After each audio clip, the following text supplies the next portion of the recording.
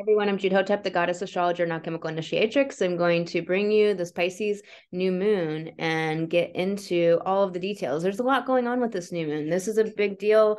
This week, you've most likely felt very exhausted at a soul deep level. If you've been following my TikTok at the goddess astrologer, I've been talking about how every woman I know has been really exhausted. I hope you've been giving yourself a break, not judging yourself or putting yourself down, and listening to that, napping, taking rest, really resourcing yourself fully within instead of putting more piling onto your schedule and your to-do list. Listen to what is happening inside. I'm going to get into so much about this kind of theme leading up into this new moon, because this is what we're doing is we are deciding how we're going to live on this earth from now on as people, as humanity, but individually, because everyone else is going to create their reality, but you're going to create the reality that you're going to experience. So you're going to experience exactly what you're creating, and your best friend might be creating something different and experiencing something not as great or sad or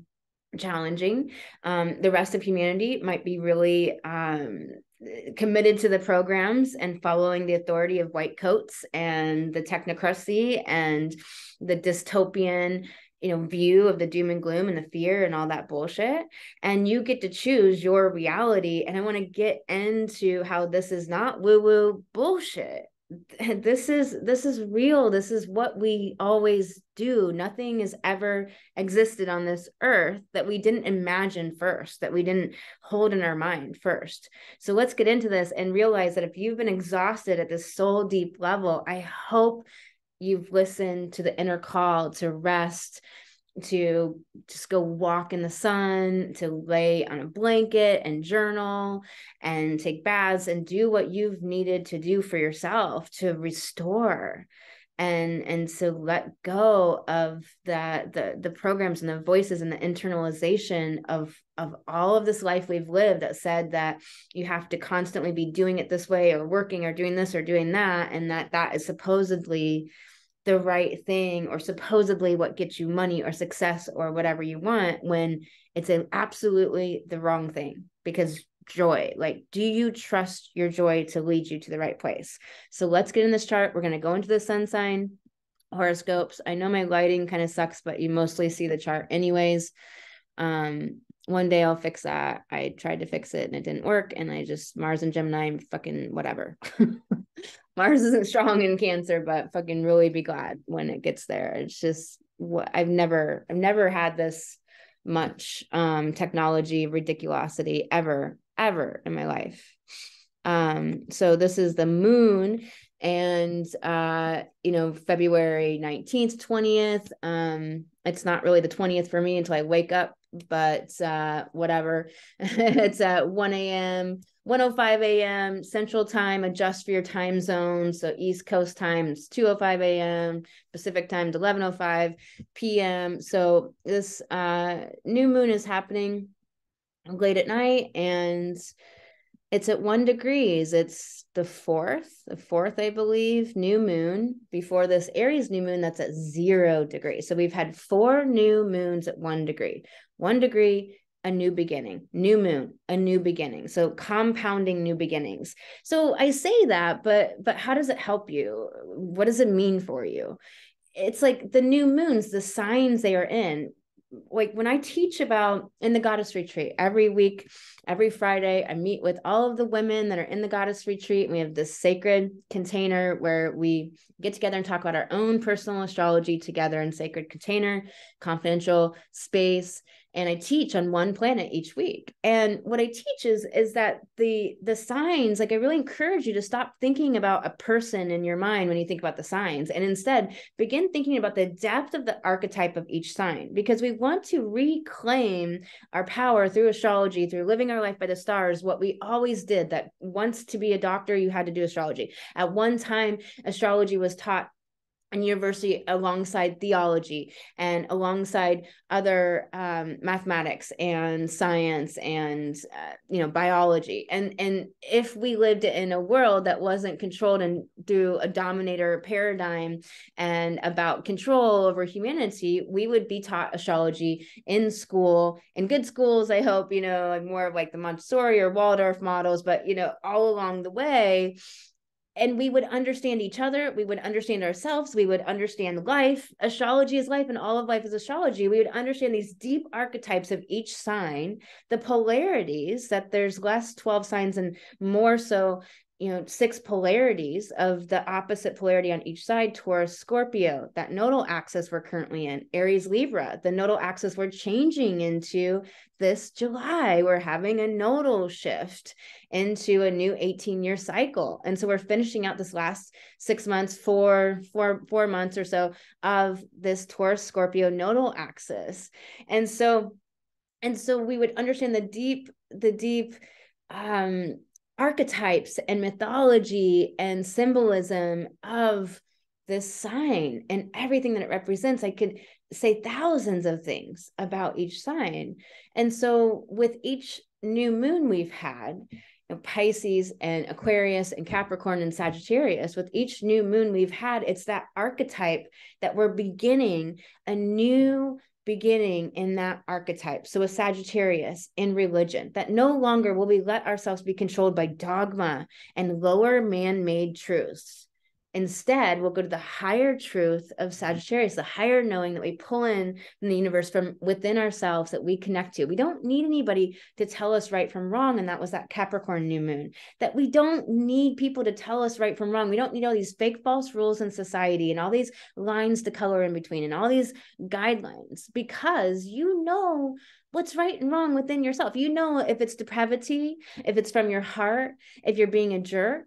And we are all rude sometimes. We're all tired sometimes. We're all restless sometimes. We're not going to be, it's not about perfection. It's not about being get rid of this good girl syndrome, this good person thing. There's no good person. If you're a dark, depraved motherfucker, or if you're coming from your heart, but you're a rude asshole sometimes because you're fucking tired, or because someone just died in your family, or because you just don't have any bandwidth that day. And you don't mean to be, and you do better the next time you have a chance to do better. And maybe someone else is compassionate to you that day, and you're extra compassionate to other people the other days. That's why we're in community. Aquarius, the Aquarius new moon, about how do we do community through diversity, through unity, that is about living in this duality, not through separation, but through unity, and doing diversity through doing unity through diversity rather than through conformity, which is that shadow, which is the control dynamic in the last 3 years, trying to shove us into that conformity and everybody doing the same thing. Everybody gets shot and everybody do this stuff.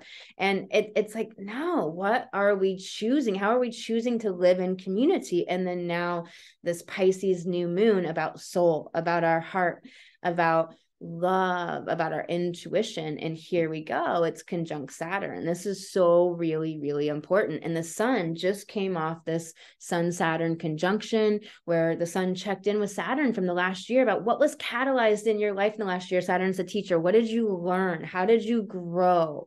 That's what a part of this last week and a half has been about really checking in with yourself and thinking about the last year and how you are catalyzed into new evolution, how you've grown, what you've learned, what you've experienced, and a lot of review. And this Pisces is the end of the zodiac. It's coming to the end. We've been feeling the death. I really believe heartily about the DNA upgrades of this comet coming through. If you're not aware of this comet, having come through for weeks now. It's been seen since December, and it in the dark sky places around the earth, you can see this beautiful comet. So most likely you're in a place with light pollution. You're gonna have to look at pictures on the internet, but if you could see it for real, I mean, how amazing it would be if it's green comet. And it's a lot of DNA upgrades. It's a lot of we've been going through the Leo full moon before this, where we went through a birth canal. That fucking full moon was challenging as hell. We went through a birth canal. We were squeezed and pushed to step into an upgrade of our confidence and our self-assuredness, and to upgrade. And then this ending, this death, and all this exhaustion at this soul deep level, because we need to rest and rejuvenate and allow ourselves to process and integrate and digest everything we've been through for the last 3 years, but for our lifetime up to now, because we're in an accelerated evolution. And so I hope you're giving yourself the chance to rest when you need to rest, because our culture teaches us, particularly women, that we're supposed to do it all. We're supposed to take care of everybody else, and that we're supposed to do. And here's the thing is, like, Cancer, the cosmic mother, is a feminine, is a, it's the cosmic mother. It's a cardinal sign. It's a doing. It's a sign of action and initiation. What do mothers do? They never stop. They're always on. And yet, though, if you're really taking care of yourself, you are really understanding that you need to be fully resourced to mother and nurture anything, your own dreams, or a friend, or anything, your business, radiating your light into the world. This past full moon, this Leo full moon that we were in, shining your heart, letting your heart lead. You must be nurtured and fully resourced. And so where have we come from in the last 3 years? Like, thinking about the broad strokes, I really want to bring this in.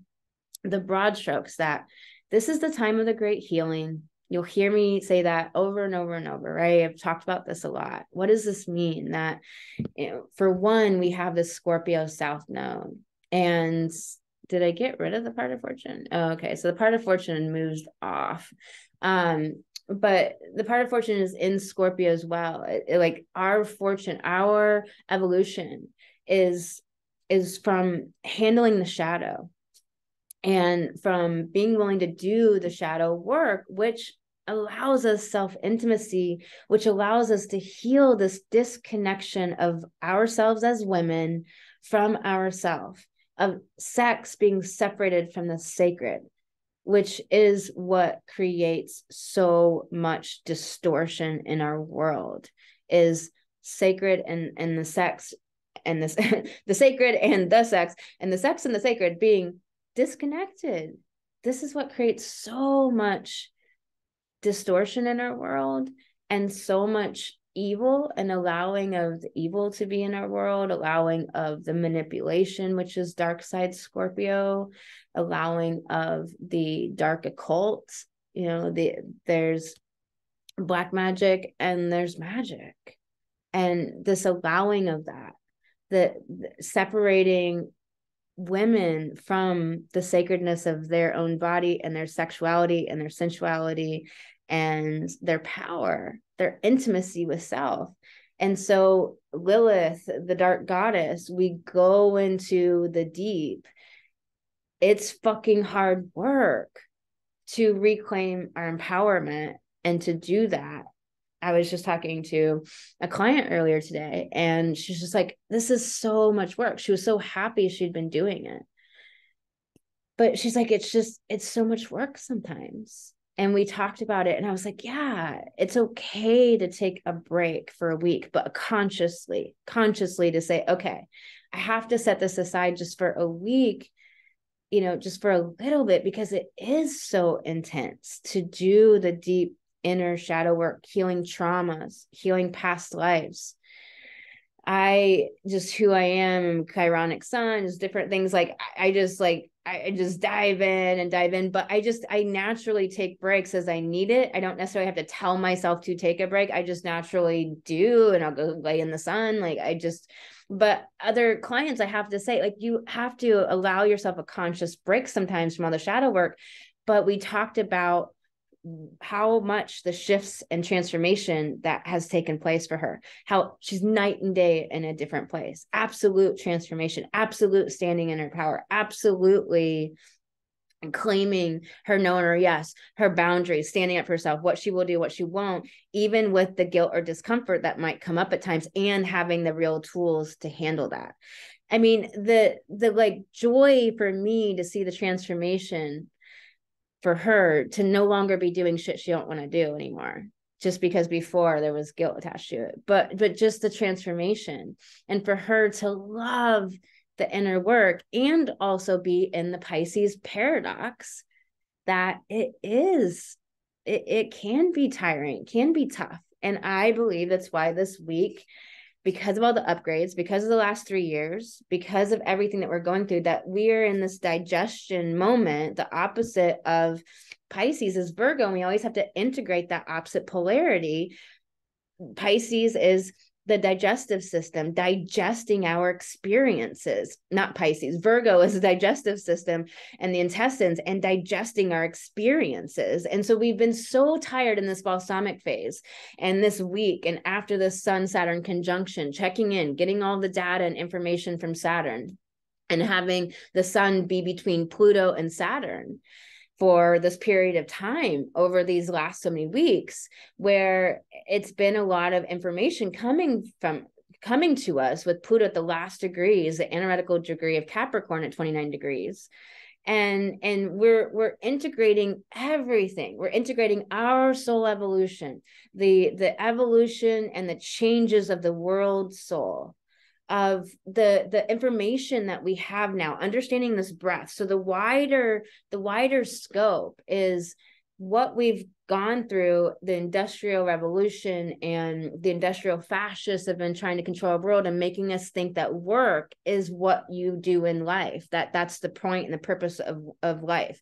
And not only just work, but what's the definition, their definition of work? Hard work, pull yourself up by your bootstraps, you do it all on your own, supposedly.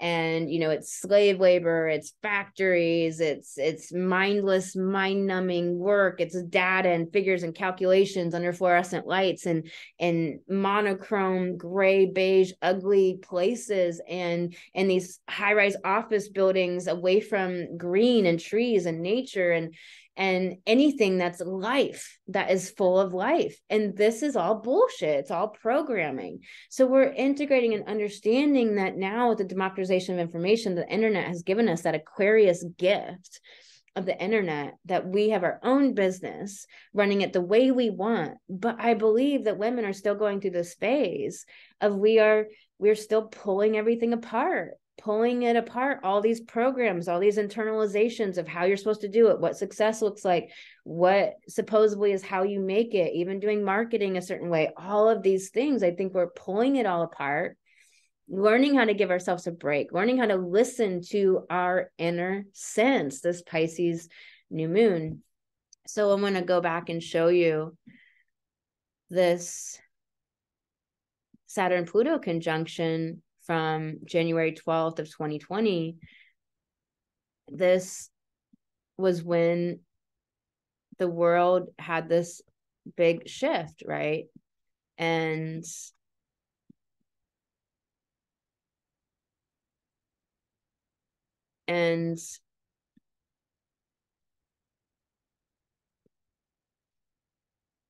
this Saturn-Pluto conjunction at 22 degrees in Capricorn, and Capricorn being the sign of big business, of the top-down structures, of the big organizational structures in society, the pharmaceutical industrial complex, educational industrial complex, the military industrial complex, the government industrial complex, the government, the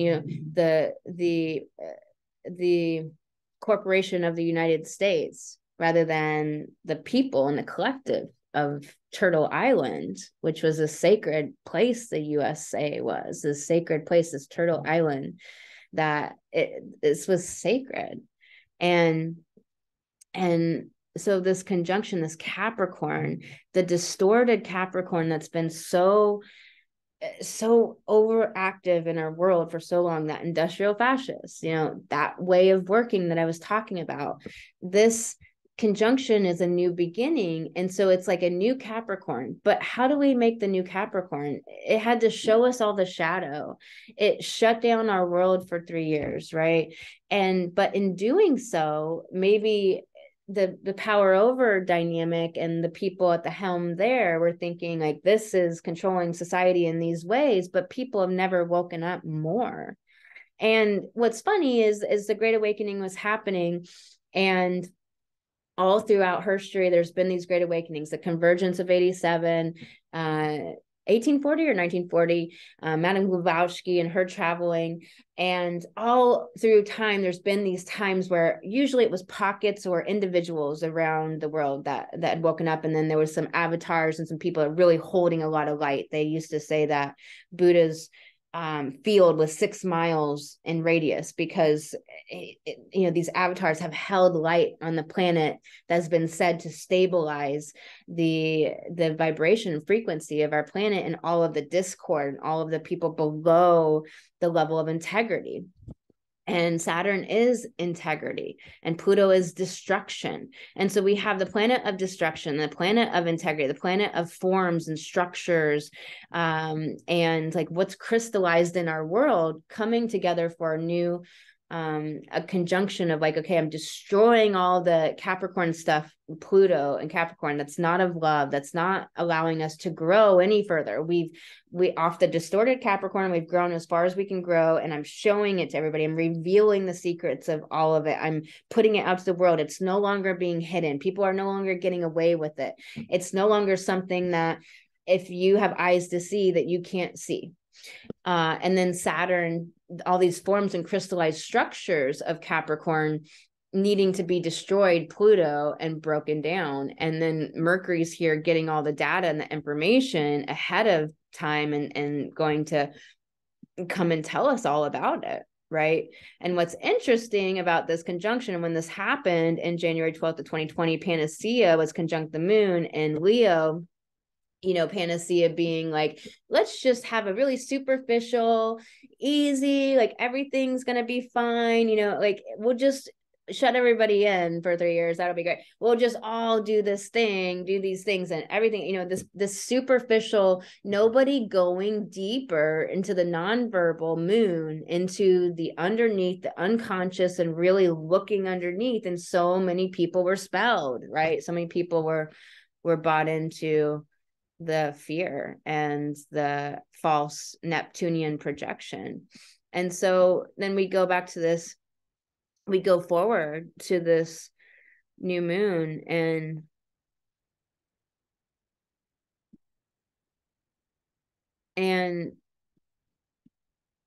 it's in Pisces at 1 degree. And so again, like starting this new beginning in Pisces, but Pisces is ending. So we're ending so much now, and we're going into Saturn, moving into Pisces, coming out of Aquarius. It's at 28 degrees of Aquarius. And then we are going to be having the spring equinox, a new beginning, the astrological new year. So we have this time where we've been massively tired. We've had this comet. We've had the sun hanging out between Pluto and Saturn, that Pluto-Saturn conjunction in January 12th of 2020, and then hanging out between these two planets for a little while, getting the last information, Pluto at the last degrees of Capricorn before it's going to move into Aquarius on March 23rd. And begin, even though that's only going to be about 3 months this year, it's going to start to get all the information and sow the seeds, because this new moon is a conception point. It's a conception point for Saturn moving into Pisces. It's a conception point in general because it's an ending and a beginning.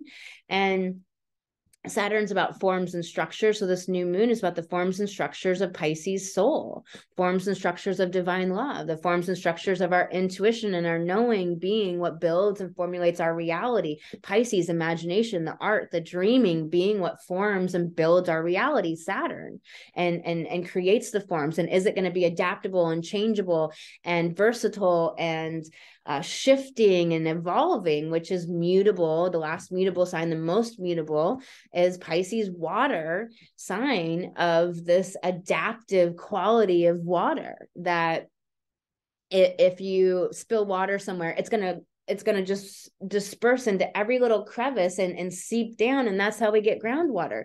But because we have a form, the ground with these aquifers, Saturn is how we have the water, and it doesn't just dissipate into nothingness.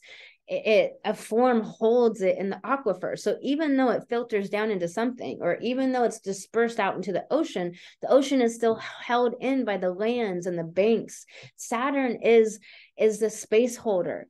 It is the consummate care. Like Saturn has such a bad rap, and it's always often by astrologers really interpreted really negatively. And there is a restrictive force to Saturn. We want to look at the other ways it might present, of course, at the 3D level, at the level of people really being kind of stuck in the lower frequencies and lower manifestations, lower levels of consciousness.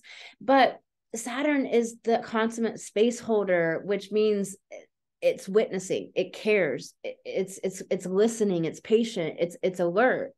You know, when your friend is zoning out on you, it's really different vibe than when your friend is listening and witnessing you and attentive, holding that space versus just being a body, a presence there, like a concrete building. It's just like this presence, but it's not holding the space of beauty or a quality and frequency that is beautiful or adding value.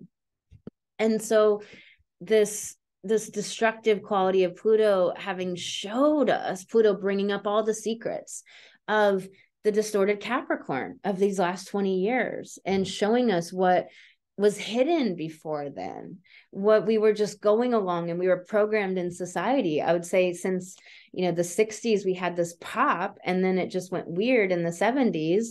And stuff came out, but it's like, this has really shown us the truth in a way that's undeniable. And if you don't have eyes to see it, I mean, your soul is just not ready yet, or it needs more of that smackdown to get the awakening. And so the sun has moved out from between these two planets.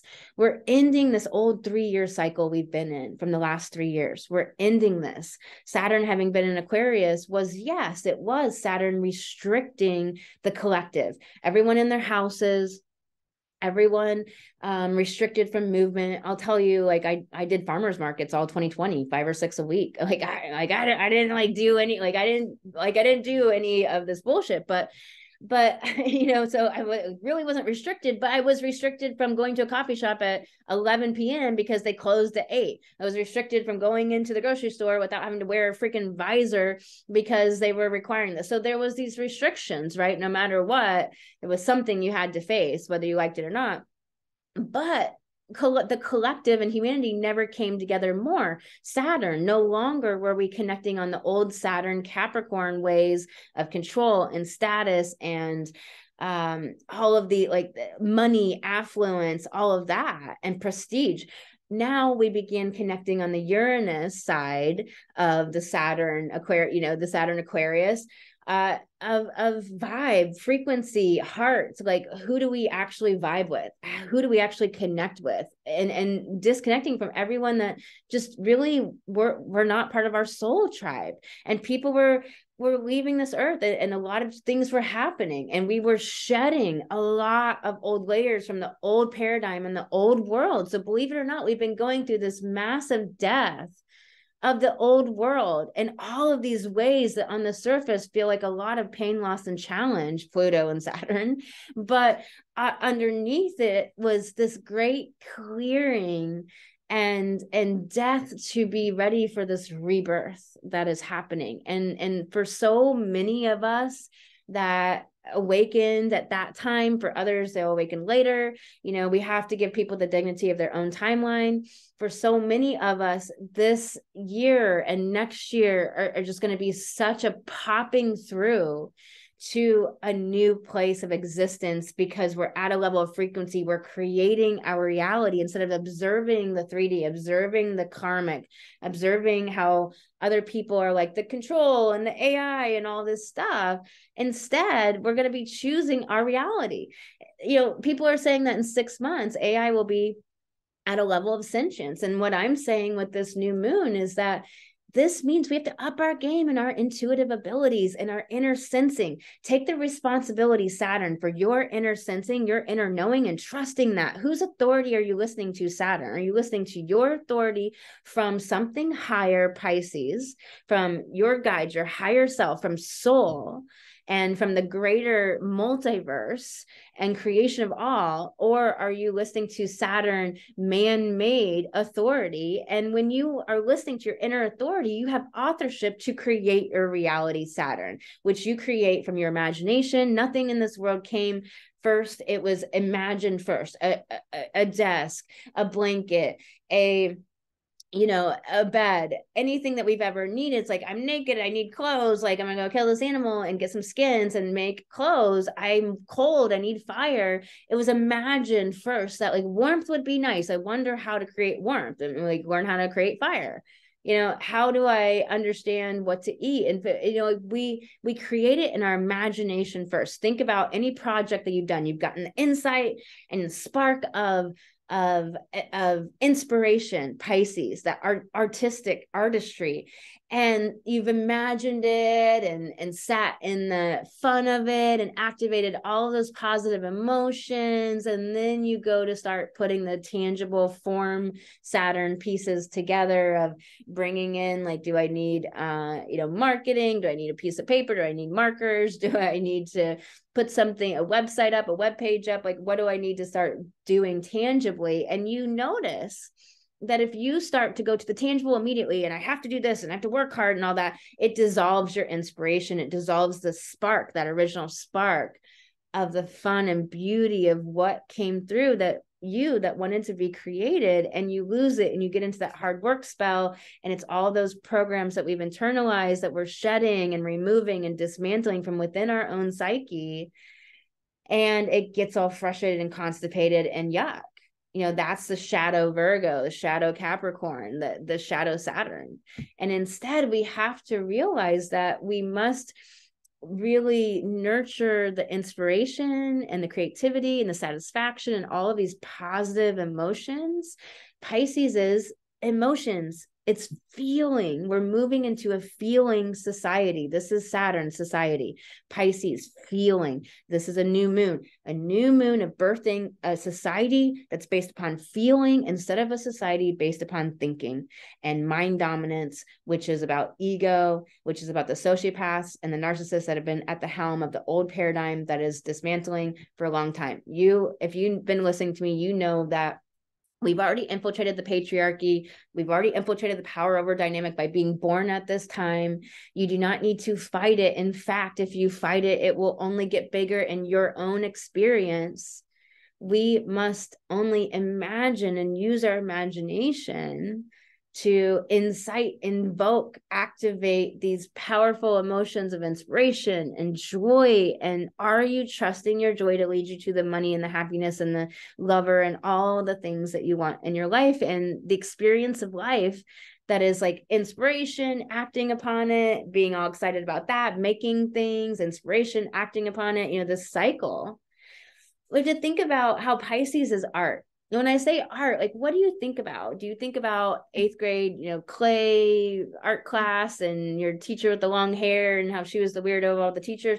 Do you think about, your friend who's as a fine arts major? Do you think about artists who have exhibitions and installations? And do you think about museums? Or do you realize that art is life, that we are the artist of our life? Saturn conjunction to this new Pisces new moon, authorship, that we have the inner authority to start taking the responsibility for our intuition, our inner sensing. What do I see? What do I know? What do I hear? What do I know inside of me? My authority, not external fucking authority and listening to white coats and scientists and the news and all these bullshit that you were taught that knows supposedly better than you and men, but your inner sensing and inner knowing and inner truth, and taking the authorship of your life to create your life as art, as a masterpiece, to start being getting into the artistry, the imagination, the inspiration, the fun, the beauty, the creativity, the love, like all of these wonderful states that we're always seeking, that we're always wanting, that we're always going to. Everything that you do in your life is because of the way that you want to feel. When you like, you think you're going to feel that way, when you get there, that's always why we're trying to get to some place, some goal, is because of the way we think we're going to feel when we get there.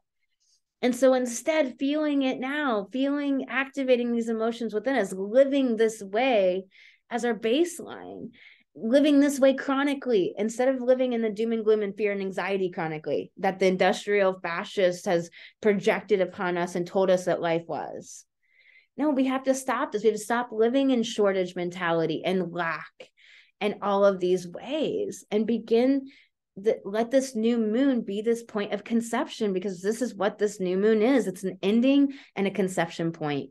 And this Saturn is going to move into Pisces, and we can live this Saturn in Pisces very unconsciously and very distortedly, or we can live it at the highest possible echelons of this Saturn in Pisces, which is this new society based upon feeling and soul and intuition, and everyone being in this autonomous place within themselves of their inner knowing, inner authority coming from intuition. And so a whole society of people living in their own sense of authority from their own intuition. You know, how beautiful the world is. And here's the thing, this is the reality, those of us that are going to create this and take ownership, authorship, Saturn, of creating and imagining our world into being moment by moment, moment by moment, not being perfect at it, right? But always reestablishing this baseline, this higher level of creation, and realizing that we can feel our way into creating the experience of life that we want. This isn't woo. This isn't spiritual, false spirituality bullshit. This is actually how it works.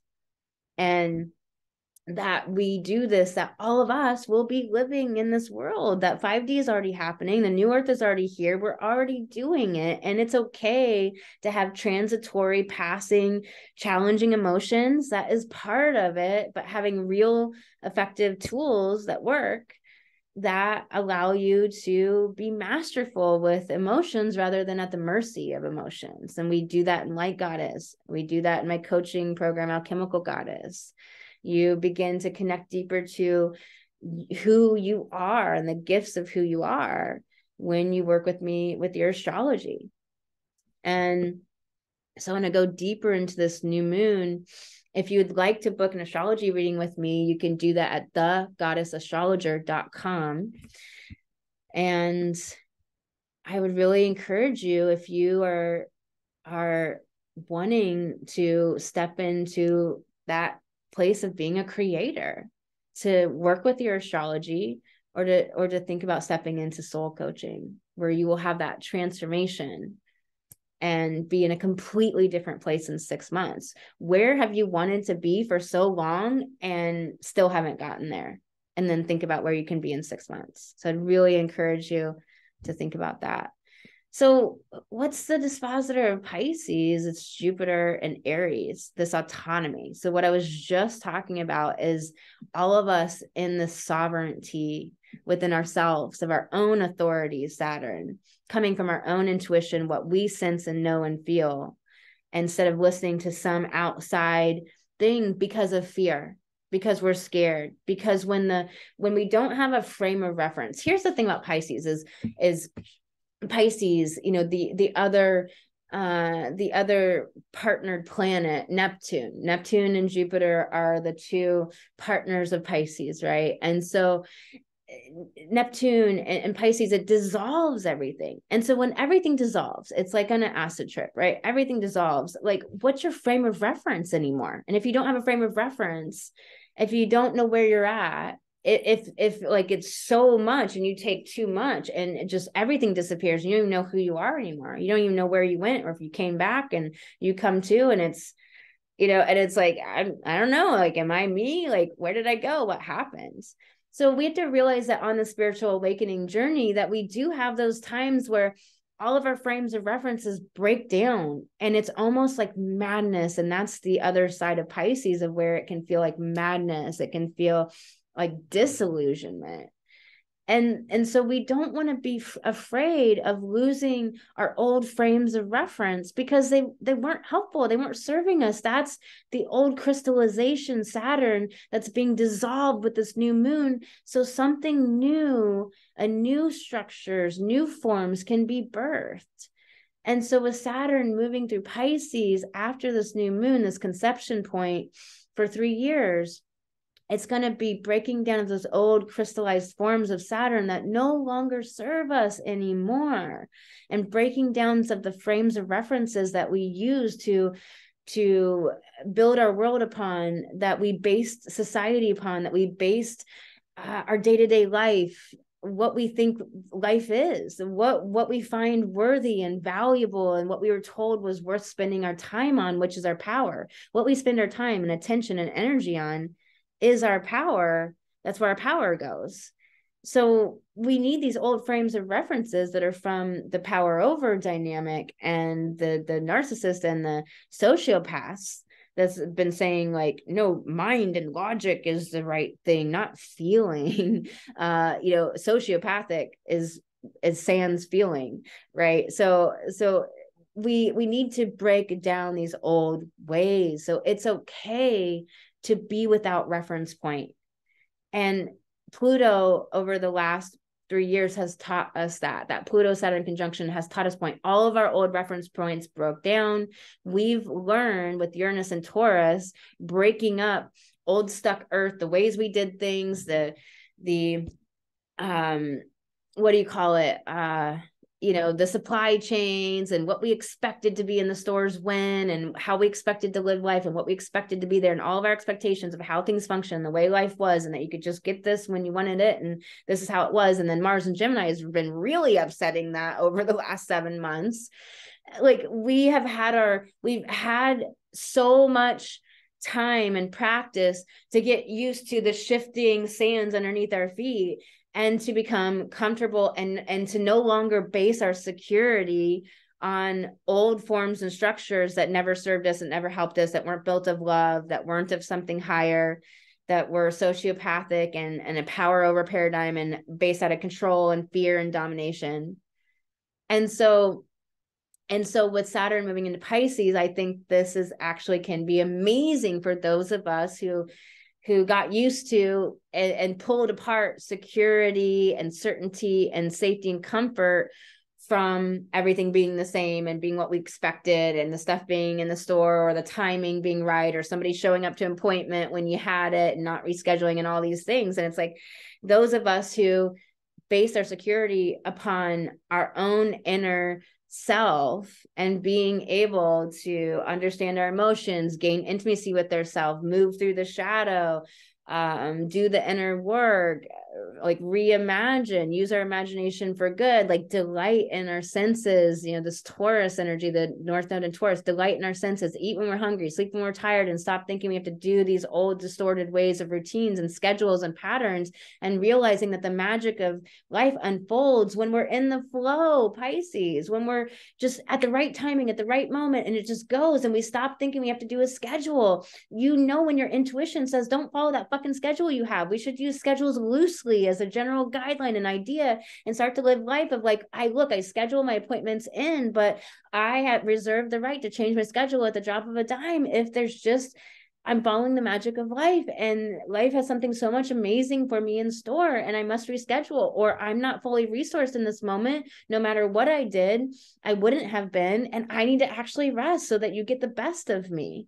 And I run my business like this. I'm gaining more fluidity with it. I'm growing and learning how it works for me, how to communicate it to people and set them up for the better expectation. And my clients, everywhere around me, I see women and people starting to understand that to go with the timing and the magic of the flow, Pisces, that we are going to be restructuring society, Saturn moving into Pisces this way, to flow with life instead of thinking that it's all in these set forms and ways. And yes, we have to have form to some degree, but it is when we shift with the magic and the flow of what's better for us, then we have this amazing life. And so with Jupiter being in Aries, it's about our autonomy. It's about a healed, healthy ego, an identity that's unique identity. Like who are you? What is your who you are-ness? Is it unique? Is it frumpy? Is it fucking conform to the same sneakers that everybody else wears, to the same pants, the same jeans? Like I remember like where you used to have jeans from the buckle and shoes like athletic like this, and then this is how you had to be to supposedly fit in. We've been spending our life trying to fit in instead of actually finding out who the fuck we are that's unique and interesting and amazing, and connecting to our own feminine genius within us that now we are tasked with and forced to bring out into the world, to radiate out into the world. How, if you had only known that all of this time you're supposed to be getting to know who the hell you actually were, so you could bring your magic to the world, so you could help the people, bring your fire to the people, like Prometheus, like free the people, liberate the people by radiating your light and being your unique weirdo. Moving into this Aquarius season, you know, Saturn is in Aquarius, like the uniqueness of the individual. And Celestia, this goddess asteroid in Aries, of this new beginning, of this photonic light, this mermaid energy, the shimmering of the oceans, like conjunct Jupiter, like this marriage of Jupiter, the higher truth and wisdom that comes from getting out into life and traveling and experiencing life and doing things and being out there actually living it, not being scared and in the scorpion hidey hole and trying to be safe like that Cancer and Scorpion shadow, but actually having experiences and living life and listening to your intuition when, no, don't walk down this dark alley. Yes, walk down this dark alley. This candy is safe. This candy is not. Like listening to that inner sense and inner knowing, which got turned off in most women.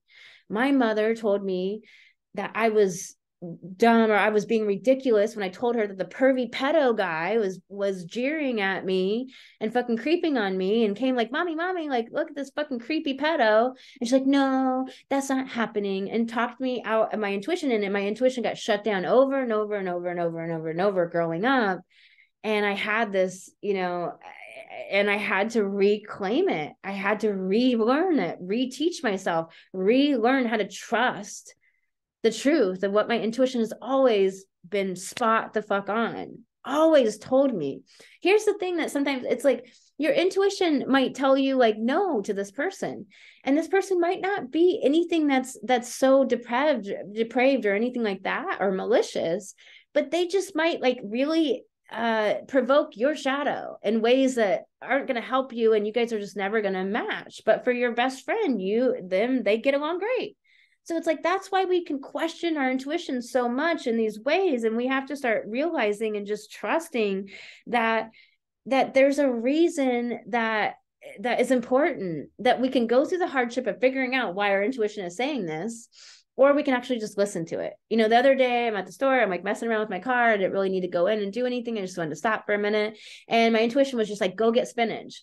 And I was just like, you know, why do I need spinach now? And I'm not trying to shop right now. And like, you know, spinach. And, you know, it could have been telling me that. So it made me delay getting on the road as soon so that I didn't get into a car accident. Or it could have been that my body was really craving like these nutrients right now and like really needed these nutrients, so I didn't get sick. Or just in general, like let's put these in. It's happening. So it's like, you know, our intuition is telling us stuff all the time and we ignore it. We're just like, oh no, I don't need to get spinach right now. I'm like not doing a full shop right now. Like that's just silly to go in and get spinach. No, my intuition said, go get spinach. It was very fucking clear. You know, you never necessarily know the whole picture unless you learn the hard way of why your intuition is telling you what it's telling you. Sometimes it's trying to avoid obstacles and get you in the right path at the right time. That's going to come 3 months later. So you'll meet this person that you're going to end up doing a project with or an amazing situation with. And we have to, like, this is what this new moon is about. It's about reclaiming, like having that integrity, Saturn, of ourself, of trusting our intuition and reclaiming our connection to our intuition, our connection to our intimacy with self, the gifts of Scorpio in the South Node, so that we're not manipulated. If you have deep self-intimacy and you listen to your own intuition and trust that and don't question it, even though you might not always know the why, then you cannot be manipulated. And that's the thing. And so Jupiter's last year talking about this autonomy, Neptune, the other partner to Pisces, partner planet. I'm kind of trying to get rid of the dominator culture, patriarchal, astrological lens that so much astrology is under. I don't think the other language is that like flowing yet, rolling off your tongue, but I'm working on it. So Neptune, the other, co-associated planet to Pisces, is in the home sign of Pisces. And Venus was just conjunct Neptune, getting all of this information. You could see Venus so bright in the sky underneath Jupiter in the night sky. And even though you can't see Neptune with the naked eye, Neptune's right there with Pisces earlier this week. And it's so beautiful. And so, these two planets of love and our deeper desires and self-intimacy and the feminine qualities and the feminine principle, which is within every person. They're human principles, but it's the feminine principles within every person and within humanity. And these principles of divine love and compassion and time and imagination and daydreaming, doing something of soul. One of my favorite quotes that I live my life by is from Richard Jefferies, this poet in 1894. He said that I hope one day that humankind works not merely for bread, but for their very soul. And the first time I heard that, just like struck me over the head. So it's like, this is what I've always felt in my heart, deep in my gut, and like the inner insides of my innards. And I was just like, yes, this is what it is meant to be. This is what life is meant to be. And like, are you going to keep doing the matrix, the programs, the dominator paradigm telling you what is the way of the world, or are you going to create the world that you actually want to live in and that you actually want to live by and take the risk that, you've already taken the risk to be in the old hell. So take the risk of maybe the money won't be there right like that, or maybe the money will come in a different way, or maybe you're going to have to grow and adjust and be uncomfortable. The big life takes the big emotions, and discomfort is the price we pay for the big life, for the dream. To be uncomfortable. It's uncomfortable to be alienated and ostracized, to speak your voice, but bringing the light and radiating your light in the world, our responsibility of being awakened at this time, Saturn, our responsibility to soul, Pisces, to the higher, to this evolution of humanity, to helping free and liberate the rest of humanity, Aquarius, is speaking what we say, what we see, know, and hear. Speaking our inner truth, speaking and telling people at the risk of losing their friendship, or them being triggered, or them getting mad at us, or being ostracized and outcasted. Because it's like, if I don't tell somebody about their blind spot, that they keep reimagining war, that we're at some war. We're not in a war. We're not in a war. We infiltrated the patriarchy by being born at this time. We're not in a war. We have to dismantle all the programming within ourselves and then live the world that we want to live. And then we will actually experience that world. And everyone since Napoleon Hill and Rich, Think and Grow Rich, and all of these books that came out in the late 1800s and early 1900s, and all of this work that has been done for decades and decades and decades, that we've known that our subconscious creates reality, and that we can change our subconscious beliefs, and we can change the programming of our mind, and that thoughts aren't truth. Like, why are these leaders still perpetuating this war bullshit? Like, I just heard this the other day from like somebody I really, really like her work. And I'm just like, don't you get it? Don't you get it? Like, stop imagining exactly what you don't want to be in. No, imagine the real life, because that's what you will experience. You may be watching everybody else experience a different reality, but you will be experiencing the reality that you are creating with your own imagination, Pisces. And so Neptune being at home here, Panacea is conjunct this new moon, which means that, like, get underneath the surface level of everything, get underneath all this false spiritual bullshit. and actually go in and do belief reprogramming. Do you know how to do that? They're real techniques that are effective and that work within 3 days to 2 weeks. That's what I teach in Alchemical Goddess, my soul coaching program. 3 days to 2 weeks. Reprogram beliefs. You start making money, things change, relationships change. You start building the life of your dreams. And you get all these programs out of you that you're not worthy, that you're scared, that you can't stand up, that you're not confident, all this bullshit, that you're unlovable, or whatever bullshit is in your psyche that you keep creating that life for yourself. This panacea is saying you can go superficial if you want, but that's what life's going to be, or you can go deep. And the Scorpio South Node is bringing up all the shadow and the depravity of humanity, all of the underworld, the lack of sacredness with sex, the sex trafficking of children, all of the fucking people in the government who are doing fucking weird sex shit. And like, you know, all of it is being revealed because they're puppeted around with the pictures and all the evidence and the emails because they're idiots, you know, and not very good at doing like horrible shit. And then like getting manipulated into voting certain ways. It's like, you know, the Scorpio South Node has brought up all of this. And it's also saying, you know, bring the sacredness back to sex, back to self-intimacy, self-pleasure, connecting to your sacral chakra, connecting to your sexuality as a woman, your power, your creative, procreative power. And so with this T-square at the time of this new moon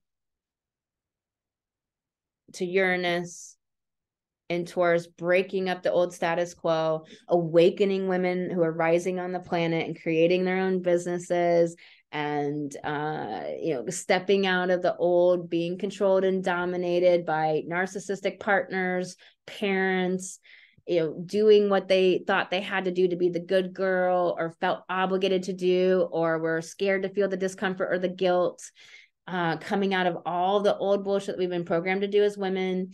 And the opposite is Scorpio, the gifts of Scorpio, self-connection, self-intimacy, going deep into the connection to the occult, the mysteries, the connection to the mysteries, to your guide, your higher self, meditating, getting deeply connected to pulling the energy of the universe through you. This is what this T-square is saying, is the medicine of the extremes of Uranus and the earthquakes in Turkey and Iran and the things going on, is that medicine of getting deeply connected to you, your guides, the mystery, and understanding your feminine power and your ability to intuit and channel and to bring your light forward. This deep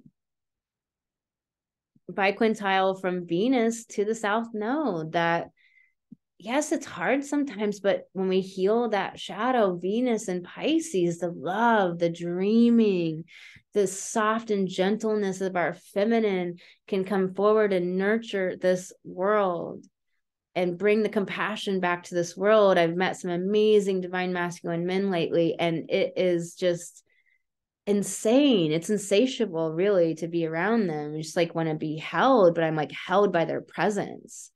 It's so fucking beautiful. It's like, that is real masculinity. That is what is amazing. And to bring your divine feminine forward within yourself, to allow yourself to be soft and gentle and to not have your guard up and your defenses up and be in your mind and your ego so much, and letting that go and sinking in because you feel safe and secure, not from all these outside forms or money or the house, but from within yourself, that you're so deeply connected and rooted within your intuition, that your intuition tells you what you need to know at any given moment, that the instinctual nature teaches that we respond to challenge as it occurs. One of my favorite quotes from Clarissa Pinkola essays, that's your security, that your Saturn security comes from your Pisces soul, intuition, your inner knowing as a woman.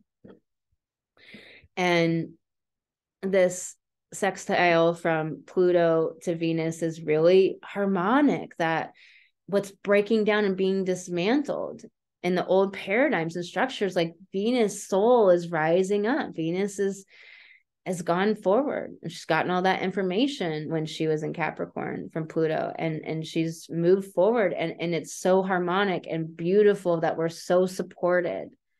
We're so supported by all of the galactic beings, by our higher guides, by our higher self, our own soul, knowing what's going on with this incarnation and what we came here to do, even though it's very challenging sometimes, and our ego, earthly self, it's challenging sometimes and is separated from soul, but our soul is never tripping. Even though sometimes the way we're perceiving it, the way we're narrating our life, it can almost make it so much more dastardly. And so that's why we have to manage our brain. We have to get a control of our thoughts. We want to not let our thoughts convince us that they are true when they're not narrating shit very well. And that's going to be our experience and how we feel if we keep letting our brain talk about our experience in these horrible ways that do not serve us. Arachne, goddess grandmother spider, is right here conjunct Neptune and Venus in Pisces. This is so amazing because it's about how the web of life, how everything is connected, and how we're creating it all, and the creation of the web, like Charlotte's Web. You know, she took trash to create the words in her web, and made this beautiful, brilliant web that shone and shimmered and had the sparkle and the dew coming off of it, this Celestia energy of this initiating a new rebirth of something positive, this Aries energy of believing what they could do for Wilbur the pig, this Arachne, the spider energy, like took words from the trash. It was like some pig, you know, what were the other ones, like great, or you know, amazing. I can't remember all the words that she put in her web, but if you think back to Charlotte's Web, like this is what this was. She took things out of the trash, made it anew, and made it brilliant and beautiful and stunning, and the soul in there. And so this Celestia and Arachne energy and this sextile, this you know, energy of this, it's not an exact sextile, but it's just this kind of by sign, this more harmonic energy between this Pisces and this Aries, and how that's such a beautiful energy of initiating on soul, on intuition, what's coming from within. And of course, Jupiter is rising up to that exact conjunction to Chiron and Aries, about this healing of our identity that was so wounded by being told, you know, that our identity was like destination focus and just school and career and kids and death, and like on this assembly line of like, what the fuck's the point of all that? And just how we've been spelled and told we were nothing and nobody and we weren't important. And we're like reconnecting to that we matter and that we're important and that we have something of value to bring here, which is also this Leo energy and Lilith in Leo, you know, in this T-square that is here, that is to Mercury and Lilith in this opposition, saying this Aquarius, you know, Leo polarity, it must be integrated, that being the individual within the collective, that the community, getting back to communities that nurtured each other and helped each other instead of dog eat dog and you do it all on your own, that it's like, what you don't have, I have, and what I have, you know, what you don't have, I have, and we share resources and we help each other rise together and we help each other shine bright, and we want for other people's success. I don't know how many women that I thought were supposedly, you know, in these deep transformational groups that I was in, that supposedly were doing like this deep work and we're so like great, and on the surface level, that panacea, that's superficial, but underneath it, they did not want for my success. And when I tapped into my intuition, I could see that. And, you know, maybe I confirmed it with my guides, or maybe I talked about the greater thing, because the conscious mind sometimes really wants to understand. And so part of trusting our intuition and really making our intuition the bigger voice within our psyche, soul, within ourselves and our being, is sometimes helping our conscious mind, our beta brain, to come along for the ride by giving it what it needs, talking it through, processing, confirming with our guides, you know, having those conversations with friends who get it, who's trying to do this work. It's okay to have to help our conscious mind come along for the ride and be a little bit behind and delayed of our intuition, but we need to bring our intuition, our soul forward first and let it be what's running our show, what's guiding us and leading us, not the conscious mind that just only knows chewed gum. But it does often need the processing and the story and the like talking it out to come along for the journey and to integrate with our intuition. And that's okay. And that, you know, Aquarius is cerebral. It does want to understand every little piece and part and get super complex about the details. I mean, holy shit, if you ask some simple question that you barely care about to an Aquarius, like, you know, don't do it. Like, you know, it's going to get really complex and really deep and you're going to be there for an hour. It's like, you know, it's okay that the conscious mind, once that air has its place in our world, but because we've had the air element so distorted and so exaggerated and so hyperbolic for so long, that we're learning how to bring the water and the feeling and the intuition back online and back first and more present, more prevalent, leading, guiding. And we have to realize the sextile from Mars to Lilith, you know, here's the other thing about Pisces. It's so important that I have to really stress. There's so much grief because we've awakened and all of the secrets have come out. Pluto and Capricorn, Scorpio, South Node. All the secrets have been coming out for so long. And for so many people being awake for so many years until other people finally woke up. I mean, some people have been really awake at these levels for 25 years, 10 years, you know, they like, you know, 40 years, like they've been doing it a lot longer. And there's an exhaustion, there's an integration needed, digestion needed. There's all these, you know, there's grief. We have so much grief for being the one holding the light and the anchor down for so long by ourselves only. You know, I've met a lot of people that's the case for. The grief of so many people that you've lost, or of alienation and being ostracized because you were the only one that spoke up and claimed and spoke what you saw, what you heard, what you knew that was wrong, and that things weren't right in society and weren't functioning the way they should be, and there wasn't any equality here, and there was dominator, you know, paradigm, and that's not the way things should be, right? And you spoke up, and the alienation and the getting fired, or the lack of friendships, or the lack of being able to make money or to live your dream, or to the isolation, like so many things that we went through as individuals, collectively, all of the dastardly shit, the wars and the death and the like human killing and the violence and the rape and the murder and just the sexual depravity that we went through, and women, our beautiful sensuality and sexuality and the gifts that we bring being completely distorted and perverted and twisted and warped, and then sold to us as scintillating and sexy and cool. And there's so much grief. This Pisces, this ending is about grief. And here's the thing, what I have noticed with myself and everyone I'm working with right now, my client base and in the world that I'm talking to, and all the people I'm talking to and different conversations I'm having, a lot of the grief is not bubbling up to the surface just so that you like, oh, there's grief, let me do the techniques that I have in my spiritual gig bag to feel it, to release it, to get the important data and information. No, it's actually grief that we have to go in and find and clear and feel and release, like systematically, like search and eliminate, search and feel, search and release. Like we need to actually go into the grief, which we often don't want to do because it's hard, because it doesn't feel good, because it sucks, because maybe it's just been not great for a long time. And we're just like, I just want to feel good for 1 week, you know, one day.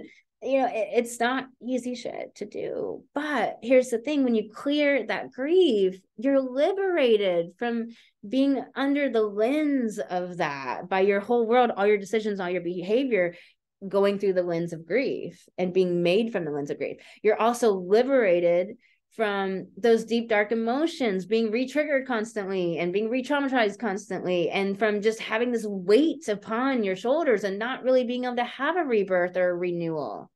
So this grief that we're all under is actually something that we need to go in and provoke and bring up. And if you have a Capricorn moon or Capricorn South Node, that will be even harder for you, because Capricorn, you know, puts things into forms. It's like stalactites and stalagmites. It calcifies things. And so depending on your personal natal birth chart, that's why it's so important to get a reading and start to know your chart yourself. What's your Mercury and what's your moon and what's your south node? How do you work with these things so that you can do what's called for each stage of the way, so you can have the rebirths and the new beginnings, and so you can evolve and get the upgrades and to move through this and to bring your amazing genius and light forward. You know, what is it for you? Like, where is the grief? Like this week I dug in and I found like 4 or 5 places where there was so much grief, and it just wasn't, it was, you know, Saturn being there with this new moon, that grief is kind of in like this stalactite type of form. It's kind of calcified within us. We need to actually go in on purpose to release the grief. And it may be something we're doing over the next few weeks. So be aware of that. And I really encourage you to do that, because when you release grief, oh my gosh, how amazing the messages that you get from grief, the connection and the new relationship you have with loved ones, or with that loss, or with who you are. That's so amazing that you only learn and know on the other side of the releasing of the grief, that you have a distorted view of yourself as long as that grief is in there, and you're not connected with actually the truth of the amazingness of who you are. So this is one of the last pieces that I want to bring. Know that Mars will be out of shadows soon in March. So we still got some time. Mars is out of bound until May 4th. So, you know, people, like, just be aware and present and cautious when you're driving and walking and singing, because like people, like things are just coming out of nowhere. People are not really paying attention, and with the Pisces energy and so much of it, there can be a lot of fogginess. So just be aware and awake, and looking to that. And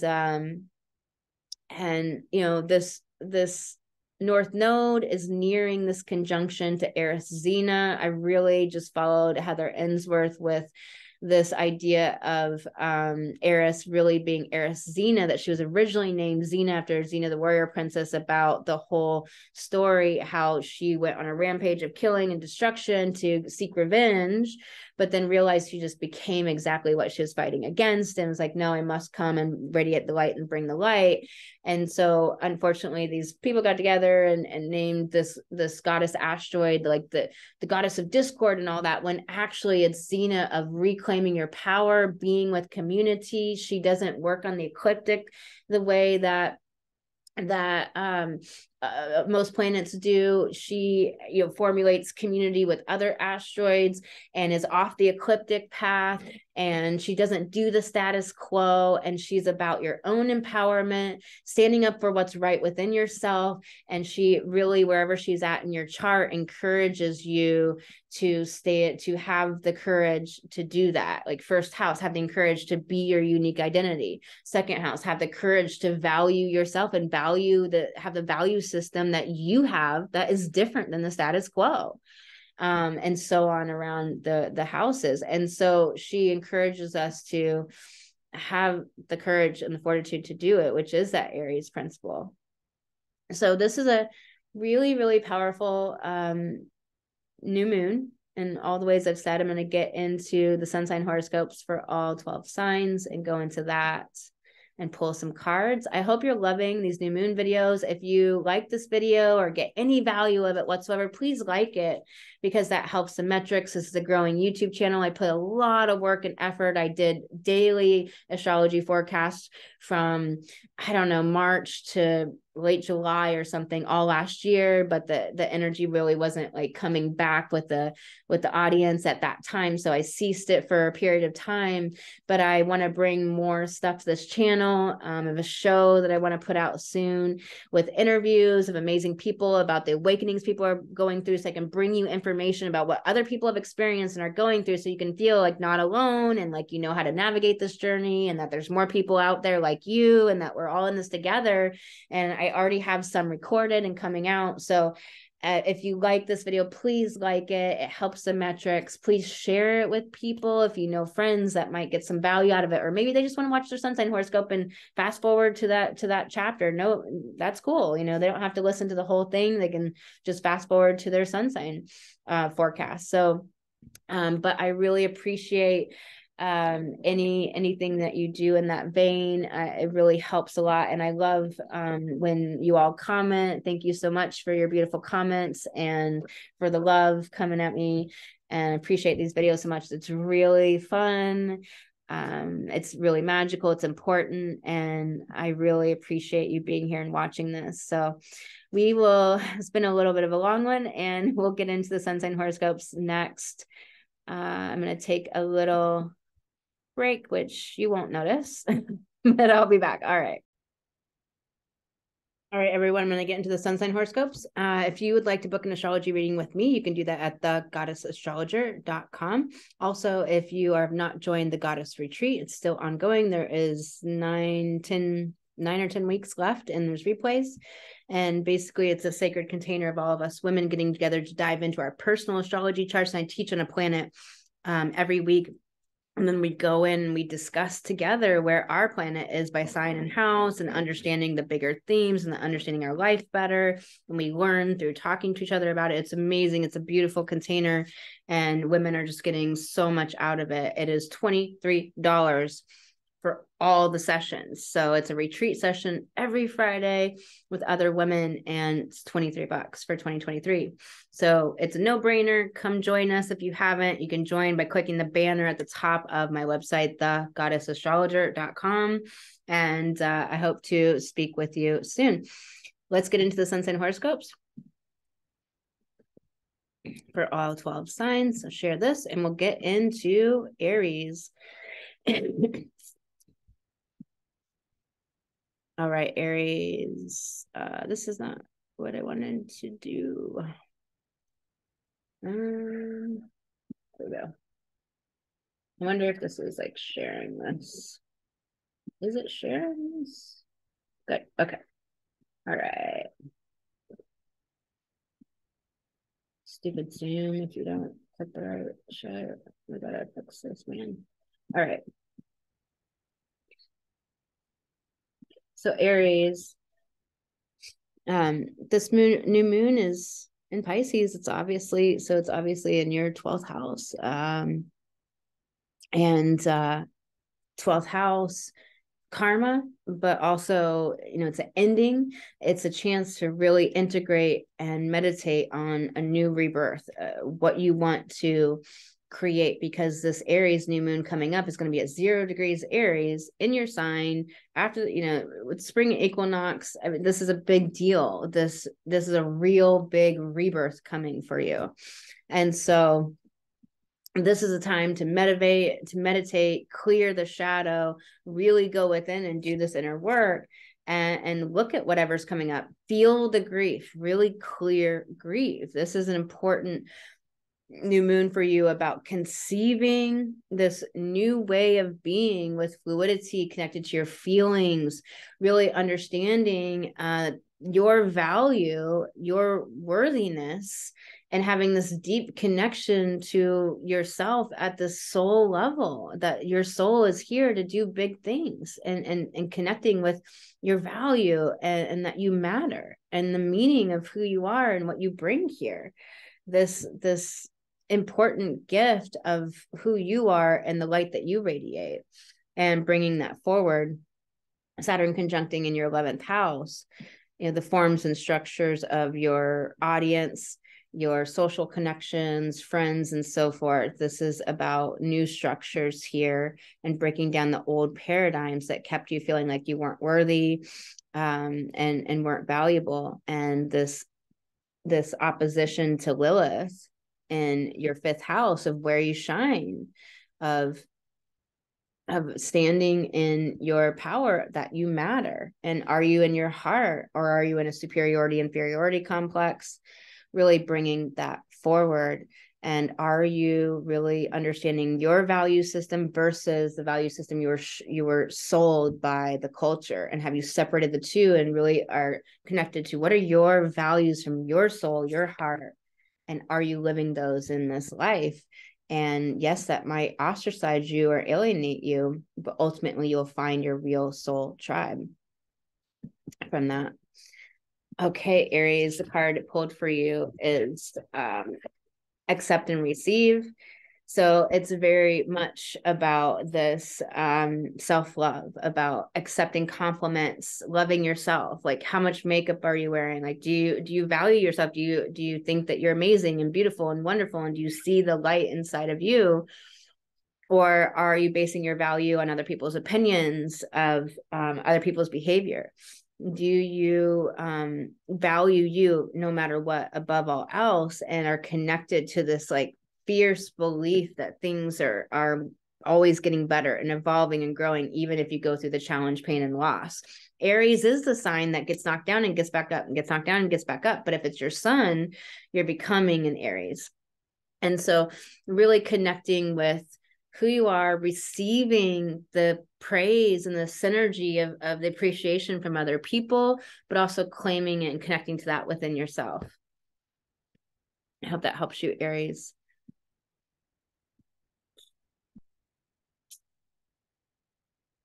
Taurus.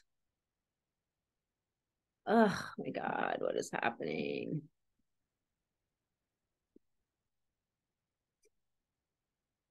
I haven't made this like really seamless yet. It's really annoying, actually. All right. So, Taurus.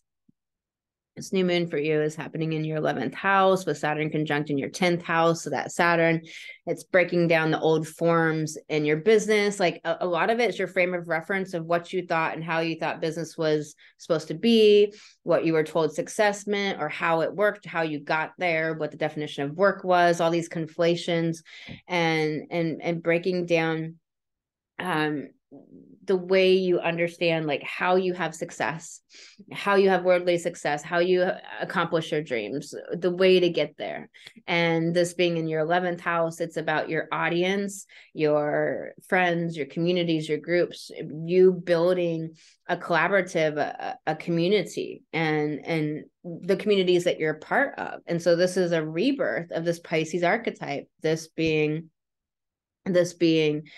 everything to do with soul. And are your connections and is everything based on love, motivated by love, based on the connection of soul, or is it based on old Saturn things like status and money and affluence and prestige? Who are you connected to? Who are you magnetizing and attracting in? Really needing to clear out the shadow with people issues. There's grief to be done here about maybe being alienated in your life, or maybe being isolated, or being alone, or not finding the people that really saw who you really were, or really loved or honored who you really were. So there's a lot of some shadow and some grief work to do there. Lilith being in your 4th house of like your deep internal foundation and sense of security and sense of sturdiness, that there may be that grief there in your foundations and what didn't work before, but what is getting a new conception. This is a conception point to rebirth your new sense of security and safety and foundation, but within yourself, based on your intuition, your ability to respond to challenge, your resourcefulness as a Taurus, that deep resourcefulness that you have, and understanding the North Node and Uranus are in your 1st house, breaking up the old crystallized forms that no longer served you, but Uranus is out of retrograde now, going forward, and the new awakenings of your unique self and identity and this healed ego shining in the world and helping others in this North Node, really activating that beautiful Taurus energy. And Huahua is in your 9th house, saying like, don't forget to dance and celebrate and like have ceremony when you're leading people. Let that inspiration and celebration come forward. And this is important, like this Pisces energy. It's the art and the artistry and connecting to people who are inspiring and that you're inspired by, and don't be afraid to go to create art. Follow your inspiration, follow that, trust your inspiration, trust your joy to make the money, to lead you to the right places and the right people, and building the audience in that way. Don't do it off the old ways. And Taurus, you got creator fire, which is all about the fire energy, which is just that spark of new ideas. And it's the realm of quick movement and intense creativity. It just creates. It's the intuition and creates. Intuition creates. Intuition creates. And so that being in your 11th house of like you get the spark for a group or an idea or a connection or a project or something you want to bring forward, just create it, make the circle, invite people, do it. And even if it doesn't work like so perfectly the first time, you'll get all this data and information that will help you to know how to do it better next time, how to do it quicker, and to not be like, think that it takes so much preparation. Like those are the old ways. It doesn't take so much preparation. It just takes like putting systems and processes into place that automate, that eventually you get seamless with, but sometimes you just have to do it clunky until that all becomes seamless. So that intense, making things. Fire just makes things. It's just quick movement, take action, make things, have fun, that passion, enthusiasm, and inspiration. So let yourself be led by that, Taurus.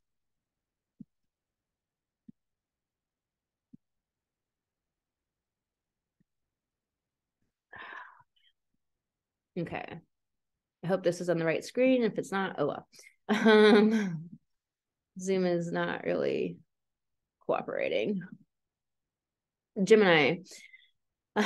So Gemini, this new moon with the Saturn conjunction is shadowing your 10th, 9th house. So your expertise and your business, so this is a conception point in your business, a new beginning with fluidity, artistry, the artistry of how you're doing business, from your intuition, from your inner knowing, from connection to that, connection to what you know, see, and hear, speaking your voice, not holding back, shining your light, bringing it forward.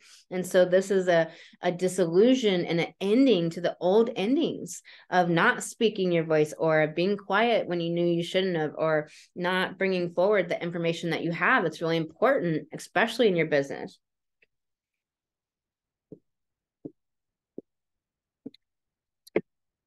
And Saturn in that 9th house of the old ways of being an expert based on superiority and inferiority complex, based on being trying to be an expert because of your certification or your false sense of authority based on degrees and all of that, instead of from something within you that is wisdom of lived experience and knowledge, and really a true wisdom inside.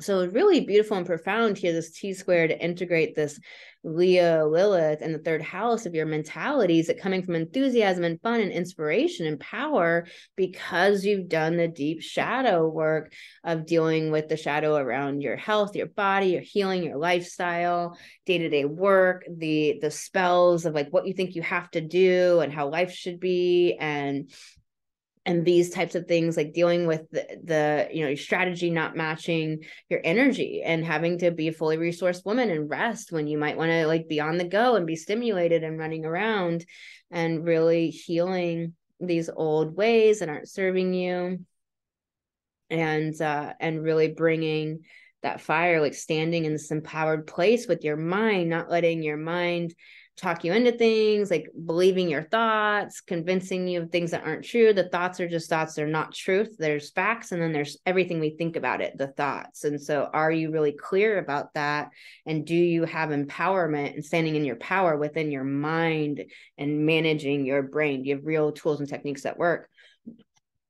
Really important here. So this rebirth and endings is like ending old ways in your business, old forms and structures that weren't working for you. And it's a rebirth and a conception point here, Gemini. And the card for you, Gemini, is follow through. And this is really talking about something that's an unfinished idea. I'm pretty sure you got this card last time. So there's something here that somebody out there is really needing to hear, this idea of following through, whether it was like the spark of your intuition and then you went matrix and you did what you think you're supposed to do to make it, or you think you're supposed to do to market properly or to do business properly. This is all about your 10th house of your sacred calling, your business. And so it's like, what do you think you have to do to make it? And what is your intuition actually telling you to do? This is Pisces in your 10th house about intuition. Are you running your business off your inner feminine knowing and intuition and trusting your instinct and trusting your joy? Or are you running it off of what you think you're supposed to do, or what the business spheres to say, or this expert says, or this guru, or something you learned when you're a kid? And so there's some sort of thing about something that's not been completed here. There's a completion calling for it. And there's a nurturing your relationships, really valuing the person sitting across from you, valuing others, and allowing yourself to be brave enough to say what you need to say. So really important stuff, Gemini. Hope this helps you.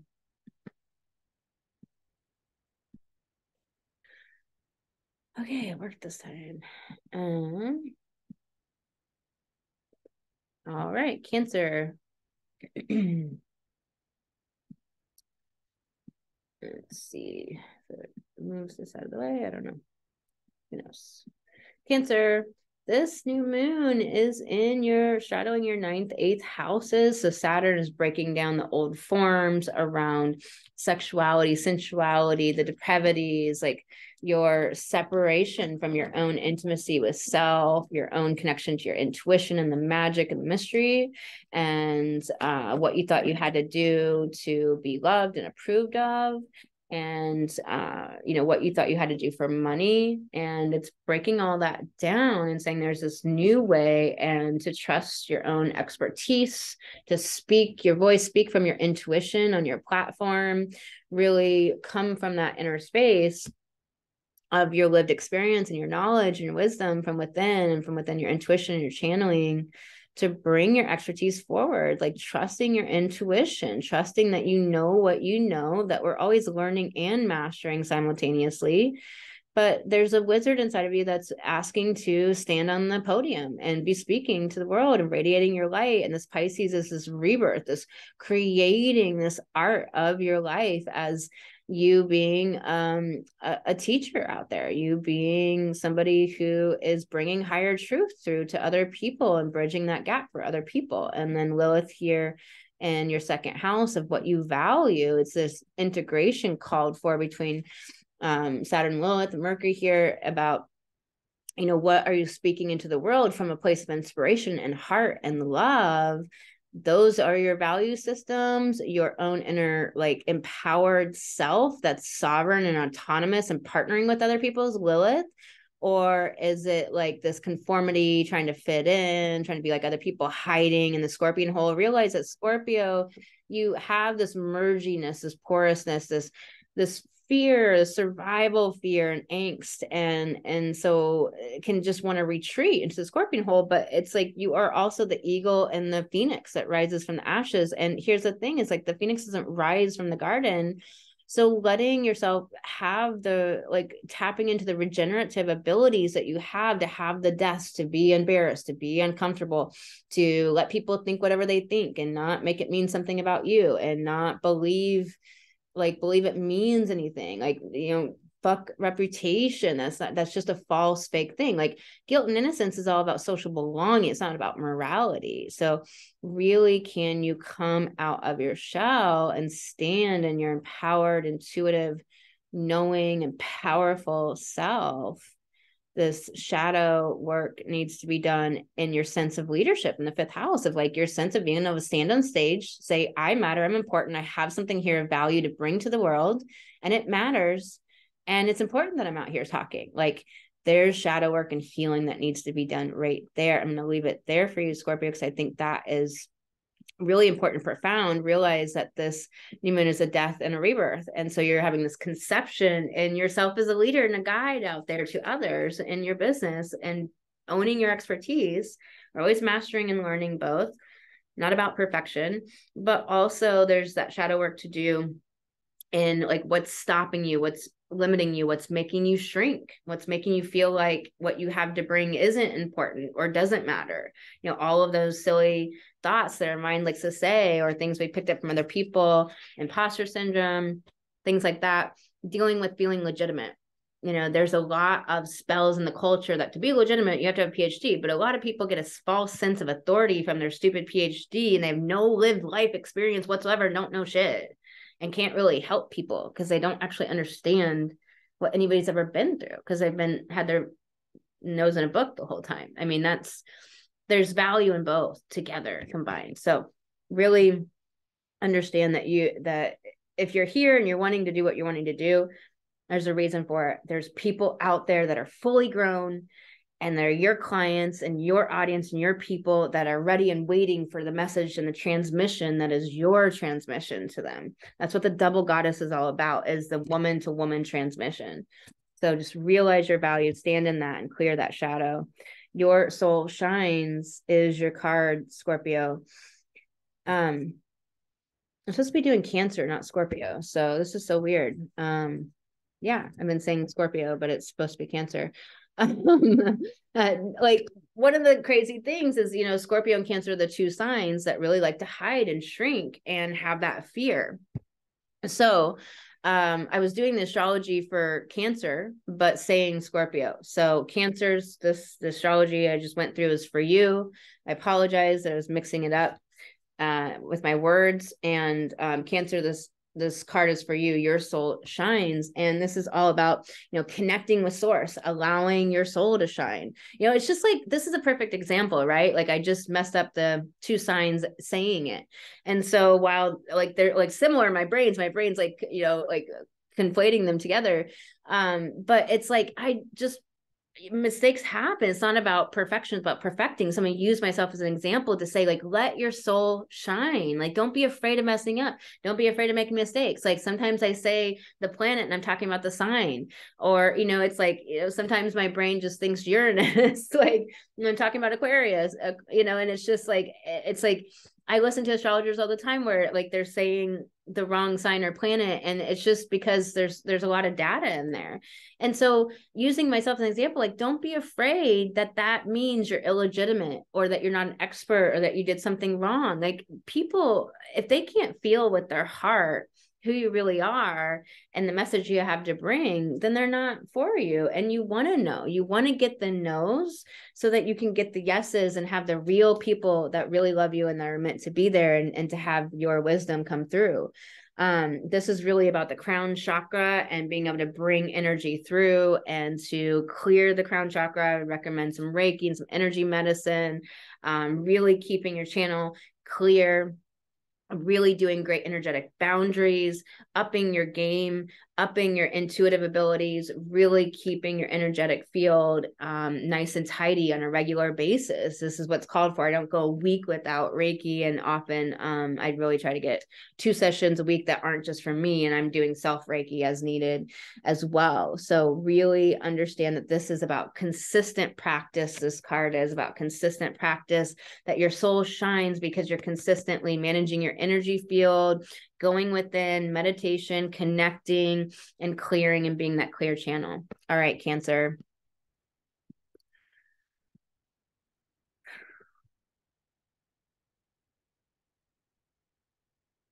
Cancer. All right, so if you're a Cancer sun or rising, I was just talking about you, but I was calling it Scorpio the whole time. Yeah. Leo. So this new moon, Leo, is straddling your 7th and 8th houses. And so this 8th house rebirth, this Pisces energy, it's just so beautiful. It's this conception point and this death of the old you that wasn't heard, that wasn't connected to your intimacy. It wasn't connected to your sexuality and your sensuality and your power and your procreative ability and your connection to your higher self and the mysteries and your ability to channel and create and your psychic gifts and intuition. So it's this rebirth and this dying off of the old, you know, disconnection from your intuition, the old programs and people and abuses you've been through and the sexual depravities you've been through and all of these difficult things, any rape or any of these types of issues.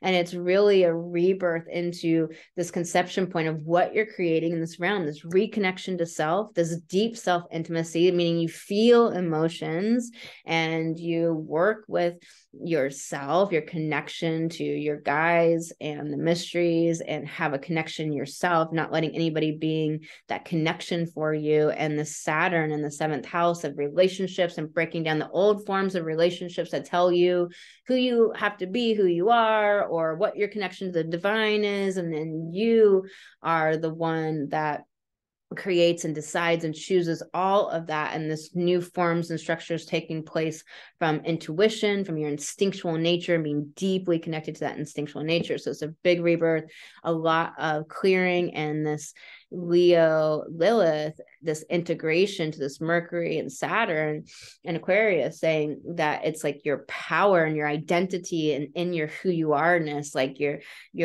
personality to the public, like, is this coming from this heart, this happiness, joy, inspiration, or is there too much shadow and stuff that needs to be cleared, where it's, South Node in the 4th asking you to clear the shadow around old emotions, family programming, family shit, ancient inherited stuff, deep wounds. Like, that's time for healing, clearing. Feel the grief related to any sort of sexual issues growing up, or abuses, or just the sadness of what this world has been sexually. And you get to create this new world with the sacredness of sex related together. But the what sex is, symbolically, creation, intimacy, power, love, all of this, like, merging with the divine and the flow and the interconnectedness with all of existence. All of that symbolism of sex itself is this new rebirth point. And the shadow to clear here is related to, like, old family wounds, possibly the father and men and the masculine, and challenges in those ways, not understanding the masculine's intentions or difficulties that took place and transpired. So there's a lot here, but it's really beautiful, really beautiful. So there is a lot of power in what you're creating, and magic happens when you most expect it. And so, Leo, this is saying that you are making your dreams real right now, like awakening forgotten energies of your procreative, amazing abilities, and understanding the creation power within you, and understanding that spark of happiness and joy and inspiration is what builds worlds and excites people and energizes people and brings light, like following the divine signs, really getting you get these kind of subtle shifts in your physical world from big mindset shifts that it does take place in the real world. So there's a lot happening for you, Leo. I hope that helps you. This isn't little stuff, y'all. So Virgo, this new moon happening in your 7th house of relationships, Saturn there in your 6th with Mercury there in that opposition to Lilith, saying bring the inspiration and the power back of your artistic dreaming, imagining the life that you really want. Like, bring the inspiration back, bring the enthusiasm about life and about what you want to create, and have some passion around connecting to healing and your body and what's going on in your psyche, not judging it as bad or wrong, but letting that be this inspiration, this deep divine intimacy and connection to self. And that there's a rebirth here in relationships. There's a conception point here where you're ending the old relationships that weren't built upon love and you being honored and respected, and that you were able to be connected to your instincts, your intuition, and to make decisions from that point in a loving divine place, that now there's a new rebirth available here. And Saturn, those forms are dissolving in your schedules and routines and the have tos and the shoulds and the way you think it all should go, so that something can birth that's more has a fluidity, an evolution, a feeling your way through, knowing what's right in the moment, because of you're following the timing of soul, and you're following the flow of energies, and not needing to be married to a schedule or a routine that doesn't serve you, but like stifles the magic from happening and popping open in your life. So there's a lot of change and flow here, but this may be very uncomfortable for you, Virgo. Realize that Virgo is about devotion and the high priestess of mastery, not so much about having to have a rigid, inflexible schedule and stuff, because it is a mutable sign. So lots of shadow possible for you to heal and clear in your third house of your mental mindset and the stuck analyzing way you think it has to be, and analyzing every little strategic thing. And it's like, is that helpful, or is it driving you crazy? Like, are you a PI and like an investigator? Like, are you a forensic scientist, or can you have fun and lighten up and flow and use that, like that analytical mind to serve you, and reimagine your mindset of like, what do you want your mindset to be? How can you use it to build imaginative worlds of like what you want to experience in your life, to create and activate amazing emotions that you want to feel every day? Energized, inspired, happy, connected, loving, focused, held, supported, appreciated, valued, loved. Like, how do you want to feel, and use that analytical mind to produce the thoughts that create those and activate those emotions? Mars in your 10th house of your business is speeding up. So you'll start to feel a lot more movement there. And you got the card Sacred Mirror. One of the parts of Sacred Mirror is that we often are attracting to us exactly what we're needing to deal with in the moment. Also like seeing divinity in others, like realizing the value of other people, not just discarding them immediately or thinking like, oh, it's not for me, or they're not on my wave. It's like, even the things we don't like or not necessarily for us have value. They show us what we don't want to do in our business, or what we were maybe doing and want to stop doing, or it shows us things. So even the people that maybe aren't for us can help us see ways we've behaved before, that we've grown. I mean, sometimes just seeing how you've grown is incredibly valuable to you, to see your own evolution through the eyes of other people. Like, show up with your gifts and talents. That's what this card is saying, is like, show up with your gifts and talents. Be the sacred mirror for others. Like, understand there's a lot of opportunities here and a lot of connectedness available to you. Really, this is about being seen. And so how are you showing up? Do you want to be seen in the way that you're really feeling inside, or what's the way you really want to feel? So looking at a lot of those things, Virgo.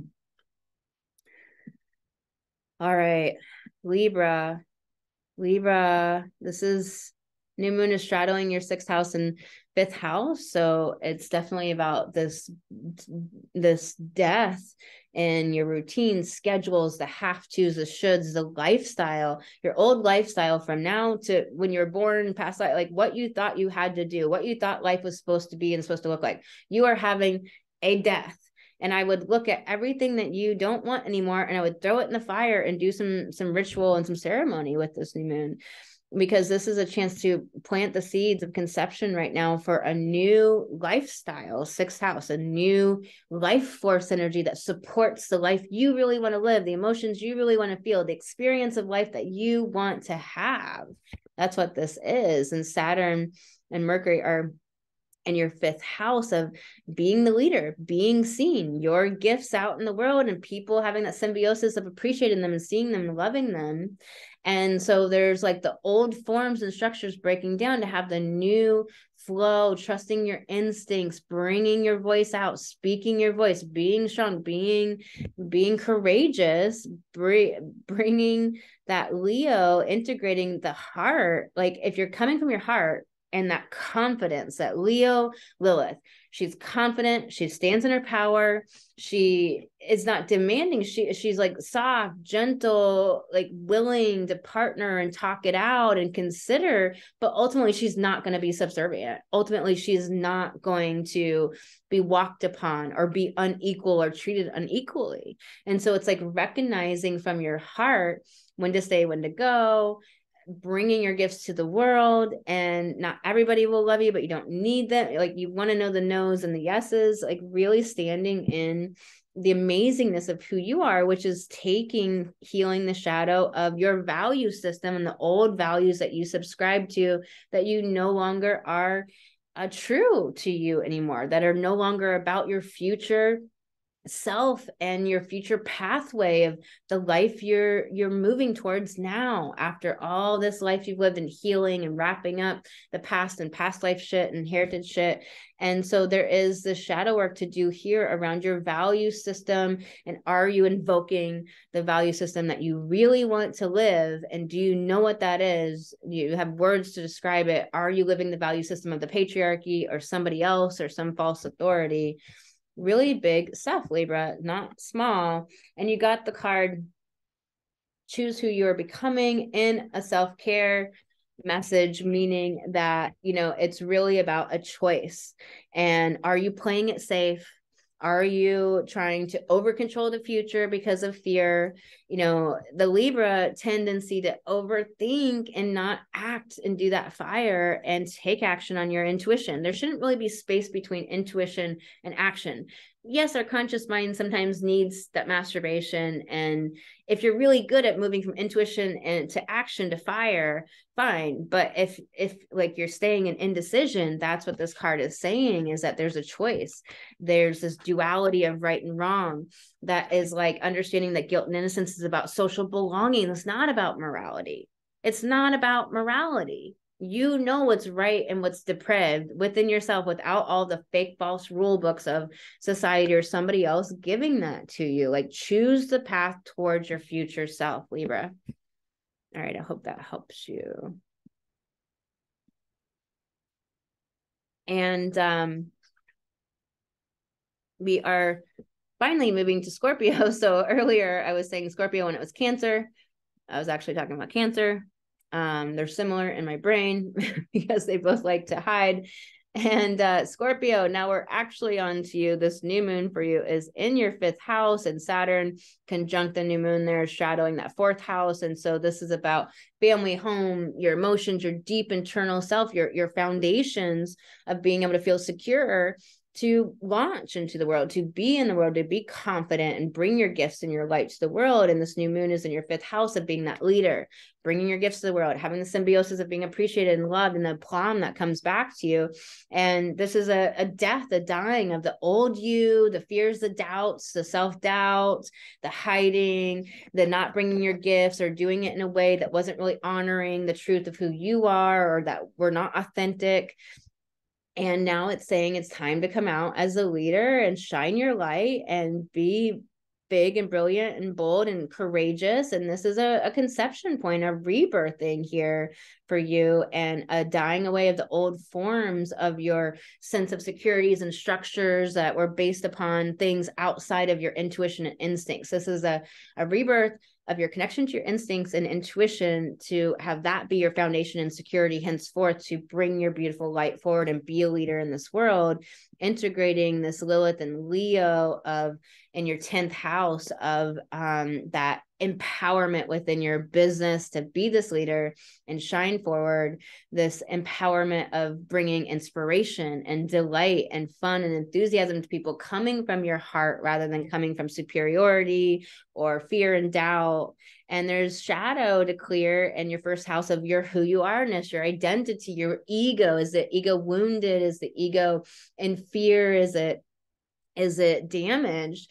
And to do that healing of your sense of self, your ability to initiate and take action, you're feeling threatened and scared of other people or what they're going to do, even if it's subconscious and from like past lives and not really about this moment in this life, but it's like some weird fear, you know, floaty fear from, you know, past life after past life of being murdered or killed, or for speaking out, or for being a woman, etc. And so handling that shadow, and, you know, there's grieving to do here around maybe your sense of self not coming out into the world before now, much of your life. And so allow yourself that grief, Like I said, we really have to go in and kind of dig the grief out right now. Unstick the stuck, Scorpio.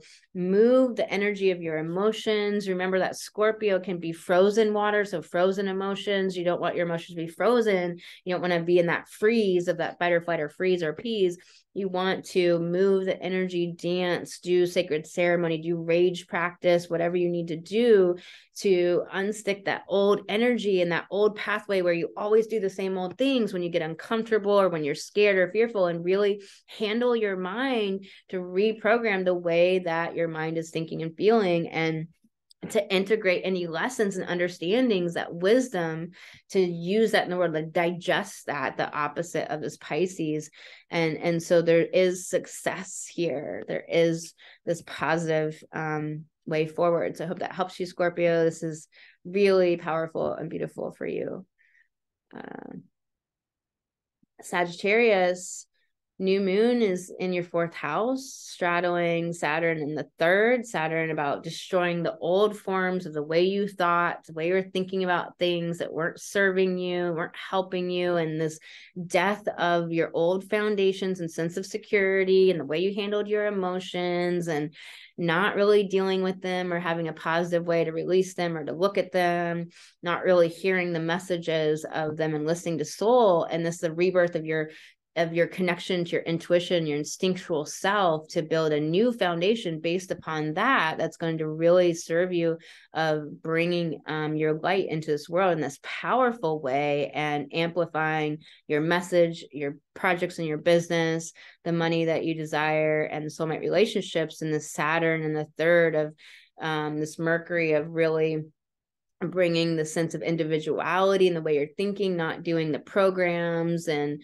other people's opinions, but really coming out with your own unique voice, but coming not from a place of superiority and inferiority, but really from a place of heart and soul and enthusiasm and inspiration. This Leo, which means to bring the heart, we have to be vulnerable, and that can feel like death, or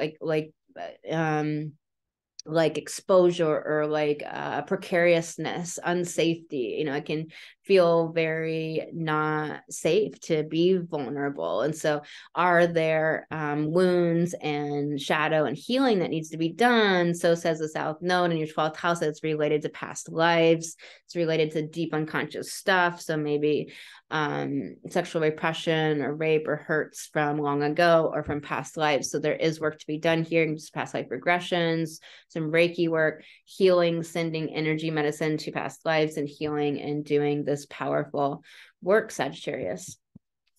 So there is the card, you are epic, and it is in a self-care message. So there's rigidity, Saturn being in your 3rd house, rigidity of thinking in the mind and the old patterns and ways that are not serving you. You're not leaving space for serendipity, for your guides, for your higher self to lead you exactly where you want to go, for soul to know how to get you around the obstacles. You don't have to think it all out. It just flows when you set your intention and set your desire in place and kind of set it and forget it, and like trust and be pulled forward by your joy and your intuition, your instinctual nature. Sometimes it's really hard to do. Sometimes it really flows, but like connecting to the times it flows, and really, anchoring that, understanding it, anchoring that, and really knowing how to do that. Like this can be like overly pragmatic, working too hard, overextending yourself. So you're not like being a fully resourced woman right now, and making sure you have stimulation and pleasure and joy and rest and what you need. Logic is not better than intuition. It's just not. So really working through that, Sag. All right. Capricorn. So Capricorn, this new moon for you is in your 3rd house, Saturn shadowing your 2nd house. So you're breaking down the crystallized forms of your value system that isn't serving you. That's not of your future self. That's not of your future direction and pathway. And this new moon is this death of the old ways you've been thinking. We've been working with you in your 3rd house a lot this past year. I mean, all 2020, 2022, it's about really building a new mindset, a new way of thinking that's not fixed. I mean, Capricorn is a cardinal sign, but it's very earth. It's the last earth sign. It's about solidity and, you know, just solidness and structures and forms to hold the space. That has its place, but not in your mindset, because thoughts aren't real. They're not truths. And when you think thoughts are facts, then it gets very confused, because we have all these thoughts about the actual facts. And then we're thinking life is what it's not. And we're experiencing exactly what we're thinking, because we experience what we think. So it's really about a death to all of these ways of thinking that aren't serving you, and being able to be Pisces, fluid, flowing, intuitive. It's getting your mindset from your intuition and your instinctual nature, and knowing from something higher and connected to the mysteries and all that is. That's so beautiful to do that higher expression of Capricorn and Saturn in your second house, of saying, like, let's build some new value systems that actually support the truth of the genius of who you are, what you're here to build and create and bring forward, which takes some healing around other people, groups, your audience building, friendships. There's some shadow work to do there. Lilith is saying, bring the inspiration and come from your heart when it comes to your sexuality, your sense of yourself, your sense of your connection to your ability to create, your power, yourself as a woman in this world, and your connection to your guides and the mysteries, and bringing your heart, willing to be vulnerable in that learning and growth period of all of that, as sometimes things break down and we don't have any reference points for a little while, as it's all coming together for the beautiful butterfly. Everything that the caterpillar knew is no longer, and the butterfly is a completely new being and a different being, although they both have that wormy part. I don't know. Anyways, okay, Capricorn.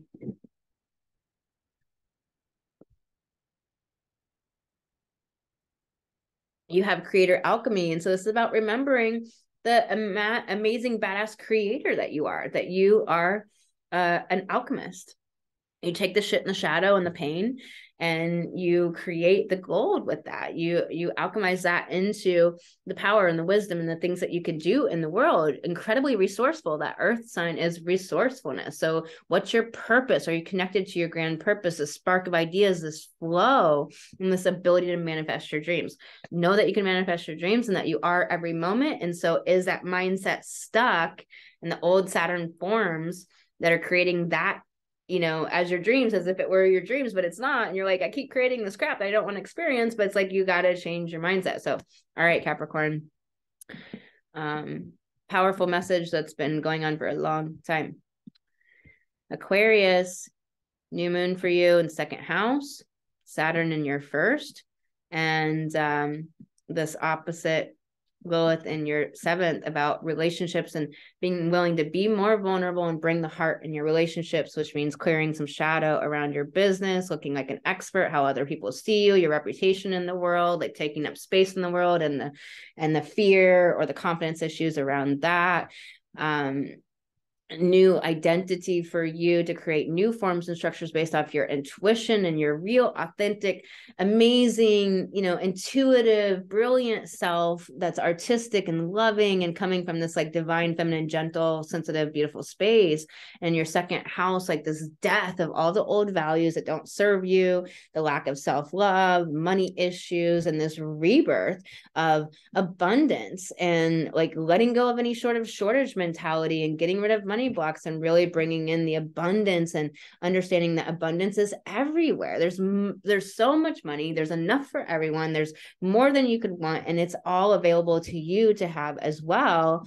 And understanding that you create that, and creating that with your beliefs, with your intuition, and following your intuition, letting it lead you to joy, trusting your joy, trusting that you are important, this new sense of self-love from the deep intuitive place that's coming from the mysteries and the multiverse, your guides, your higher self, and the shadow work around how you're seen in the world.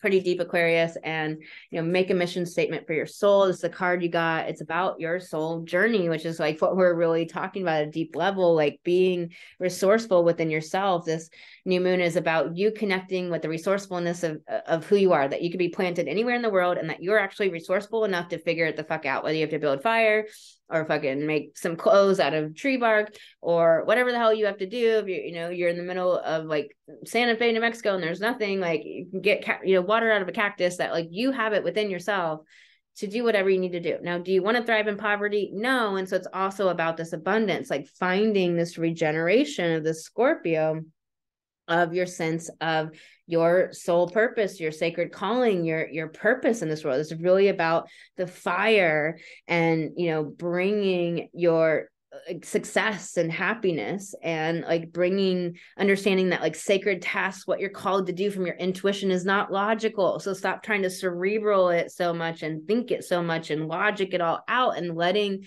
your intuition guide you to the money and how things work, and stop trying to have it all just figured out and linear and in line, and let your air energy not be the most dominant piece of you. Let it serve you instead of dominate you and block you from your intuition, creating the money that you want in the world. All right, Aquarius.